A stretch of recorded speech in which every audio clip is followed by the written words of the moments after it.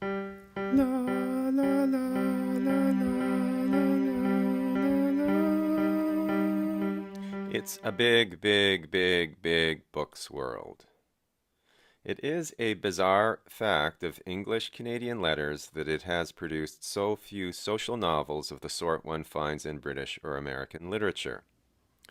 Whether this is the result of the prejudices of publishers, the superseding interests of writers themselves, a post colonial culture lacking the self confidence to produce work that would stand in direct competition with what is canonically most revered in other nations, or something else, is difficult to say for certain. But the fact remains. Canadian writing has produced very few lengthy novels about contemporary life as experienced on several social levels. We have certainly produced lengthy novels, old national literatures have, but the stereotypical long Canadian novel is either a historical work or a multi-generational family saga. Some books fall into an intermediary zone, not quite being about history, but not quite set in the present day. And some aren't long, they just feel that way. But the work that gets produced in this country, or at least sees the light of day, tends to have other goals than to capture contrasts in human experience based on age and social class, while also presenting a coherent narrative with a strong plot. Personally, this doesn't bother me as a reader. I live overseas and find myself doing a lot of reading without a Canadian connection. When I do have the opportunity to read a Canadian novel, I am rarely eager to expend a great deal of time on it. Long novels demand a lot of commitment. But there is a problem with this relative lack of long Canadian novels about contemporary life, and that problem has significance for the national culture, whether English, French, or First Nations. Living away from Canada teaches a person many things. One is the extraordinary hegemony of American culture.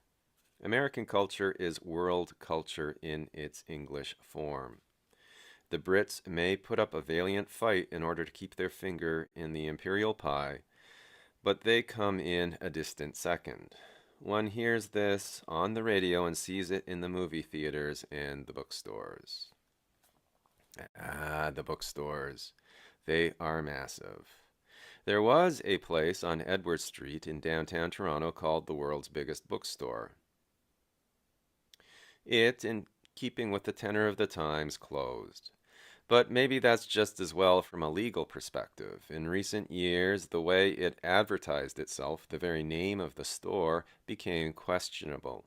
It is impossible to believe it had anything near the quantity of books one finds in the downtown branches of Yongpung or Kyobo Books in Seoul.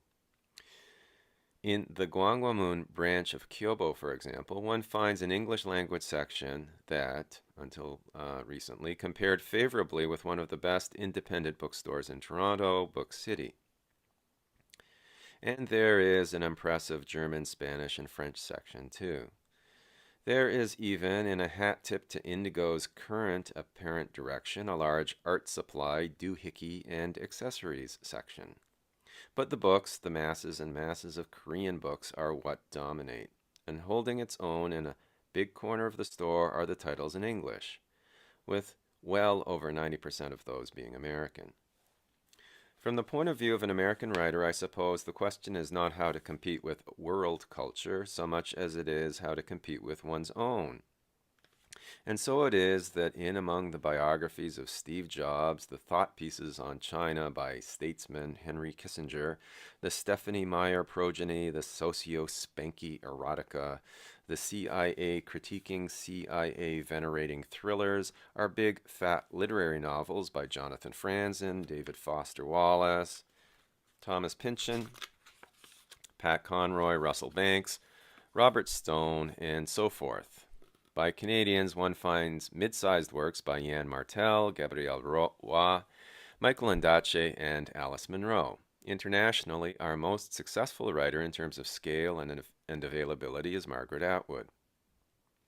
Franzen is particularly well liked by the well-read Americans I meet here. It is taken for granted that he is a major living writer. This is not a simple accident of the critical zeitgeist meeting with authorial good fortune. He intended to produce major work, if by length only. The corrections is approximately 180,000 words. Freedom is not much shorter.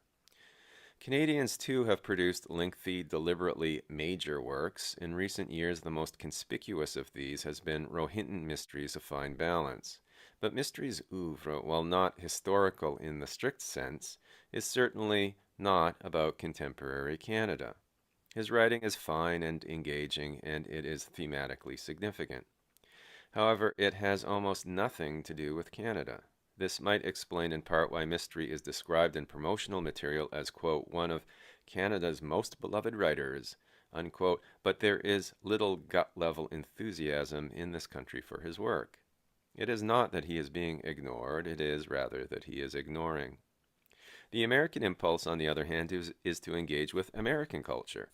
Franzen is interested in the now. A well-read American friend recently commented to me that he first came across Franzen in an article in Harper's, later published in his collection How to Be Alone under the title Why Bother? In this essay, Franzen described the lack of socially engaged fiction, novels that tried, in Stephen Hennigan's phrase, to gobble up all of society and spit it out.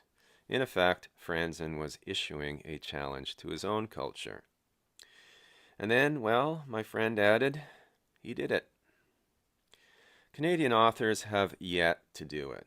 There is not yet one single volume novel in the English CanLit canon that is about contemporary life and has a word count approaching that of Franzen's work.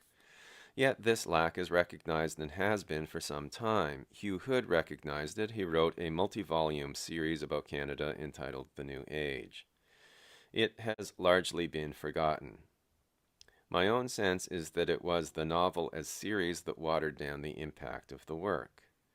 Marie-Claire Blais has been working on a series of linked novels that range between social classes and sensibilities. Her most recent is Le Jeune Homme sans avenir, The Young Man Without a Future. However, here too, I think that linking novels instead of writing one big one is, in some respects, a disadvantage. And then there is the language barrier, an ongoing source of division in what we term CanLit. In English Canada, Michael Helm and Pasha Mala have published titles that move in the direction of lengthy social novels. The tendency of the reviews so far has been to criticize these novels for being too long. They are not as long as Franzen's. I say go the other way. Outdo Franzen. Whether Franzen occasionally overwrites or captures contemporary society as well as some of his peers are valid critical questions. Nevertheless, his body of work stands not only as an accomplishment but also as a challenge. The challenge has been articulated by Canadian writers. For example, Russell Smith has called for fiction that deals with what might be termed the hyper of the contemporary, an age of sexual and technological overdrive. This impulse seems to be reflected in an ongoing campaign among female writers more than male ones, with the exceptions perhaps of Smith and Matthew Firth, to push the explicit envelope and focus on the sexual. Tamara Faith Berger, Stacey May Fowles, Myrna Wallen, and Anne Archet are all writing about sex with directness and lack of shame. What is germane here is the interest in contemporary experience. Not that this is such a novelty in Canadian letters. Canada has always been rather less uptight than its self-lacerating rhetoric would have one believe, and decades previously there was transgressive work by Marian Engel, John Glasgow, Michel Tremblay, Evelyn Lau, Danny Leferrière, Ouk Chung, Scott Simons, and even, people tend to forget this, Margaret Lawrence. If the complaint was that certain kinds of transgressive works on the topic of sexuality had been squelched by the conservatism, more accurately the hybridized, politically correct conservatism of Canadian culture, that would be an interesting discussion. But to imply Canadian letters has been too conservative in the past and now a hip generation of tell-all authors is revolutionizing this dowdy state of affairs does a disservice to Canadian literary history. At the same time, that is primarily sexual in its themes carries with it certain dangers of emotional shallowness, of the narcissism of the unleashed id. Therefore, it is the social novel which can capture, on the one hand, the hyper of the sensuality experiencing modern soul, while at the same time placing that soul within a societal matrix in which it also suffers pain, loneliness, and the trials of making a living. In an article that Patricia Robertson wrote for Canadian Notes and Queries, she criticized what she termed quote unquote literary realism for failing to pay sufficient attention to working life. It's a valid criticism, though I must say that I do not agree with Robertson that this is so much a feeling of realism as it is the increasing careerism of some young writers who enter, to alter another phrase championed by Robertson, the slipstream of internationalized book deal making with its translation deals and movie options, and end up with both overnight fortunes and a stultified desire to keep improving themselves. As well, I have serious doubts that the genres she ends up calling for, those of fantasy and speculative fiction, will do much in the way of depicting the world of regular work. Fantasy, above all, is a genre of battle. Its primary protagonist type is that of the warrior who will save the world. That's labor, certainly, and of an impressively Herculean sort. But it's not work the way we normally understand the term.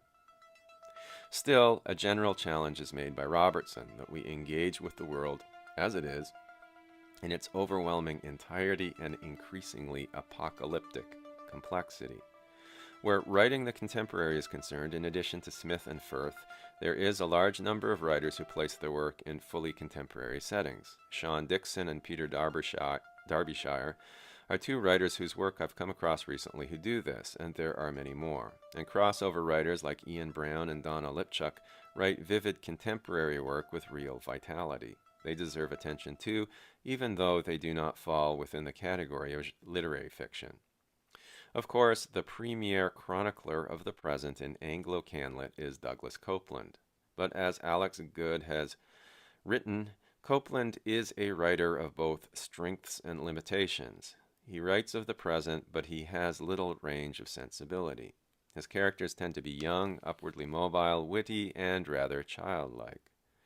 Social fiction isn't, as it turns out, just about the now. It's also about the various.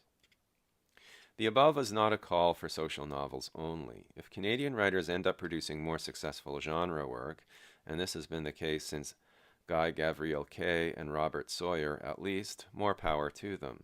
And if this country produces work that is sex-focused and maintains emotional authenticity and resists the received ideas of sex as ultimate pleasure, then more power to this too. Finally, one type of novel that I happen to be particularly fond of, the graphic novel, is one that Canada is already at the forefront of. Some of the best comics art of the past 30 years has been produced in English and French in this country. All the same, the lack of contemporary one-volume social novels about contemporary life is a conspicuous one. It remains to be seen if that hole can be filled by a publishing business that has borrowed some of the worst practices of our neighbors to the south, while simultaneously insisting it maintains its ideals and favors work based on its literary value, not just its and its hip authors' marketability. Not many writers will want to make the effort of producing a truly ambitious manuscript if they have the feeling it will just be rejected in a close-minded, knee-jerk fashion by the publishing professionals who act as filters of what gets into print. So maybe this then should be the goal. Canada needs more work that will stand out internationally. If that work sometimes is genre work, well, that's to the good. But above all, if it is to compete with the best of what is being published elsewhere, it will have to have many of the characteristics of a long social novel.